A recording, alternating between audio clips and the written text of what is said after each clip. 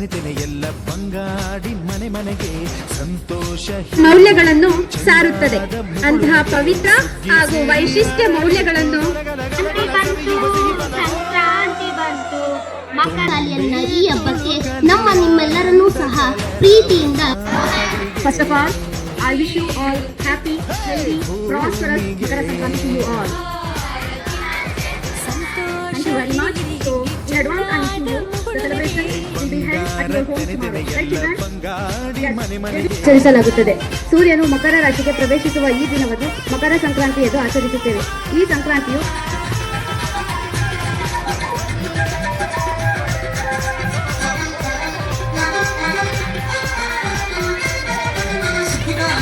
ತಯಾರಿಸುವಲ್ಲಿ ತೊಡಗುತ್ತಾರೆ. ವಿಶೇಷವಾಗಿ ಸಿಹಿ ತಿಂಡಿಗಳನ್ನು ತಯಾರಿಸುತ್ತಾರೆ. ಹಸುಗಳಿಗೆ ವಿಶೇಷ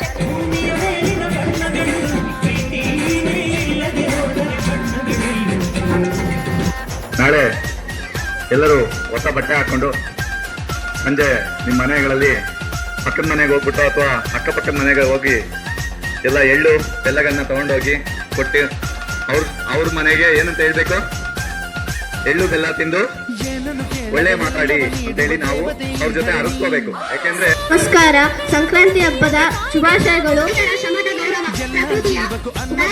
ಹೊಸ ಜೀವನದ ಆರಂಭ. ಜೀವನದಲ್ಲಿ ಎಲ್ಲಷ್ಟು ಕಷ್ಟಗಳು ಬಂದರೂ ಬೆಲ್ಲದ ಸಿಹಿಯಂತೆ ಪ್ರೀತಿಯಿಂದ ಬದುಕೋಣ.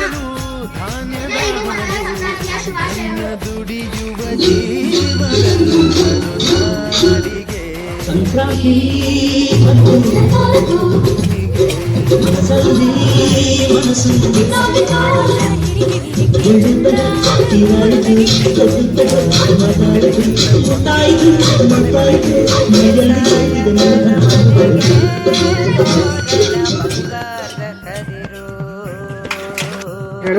ಸಂಕ್ರಾಂತಿ ಎಂದರೆ ವರ್ಷದ ಮೊದಲ ಹಬ್ಬ. ಸಂಕ್ರಾಂತಿಯು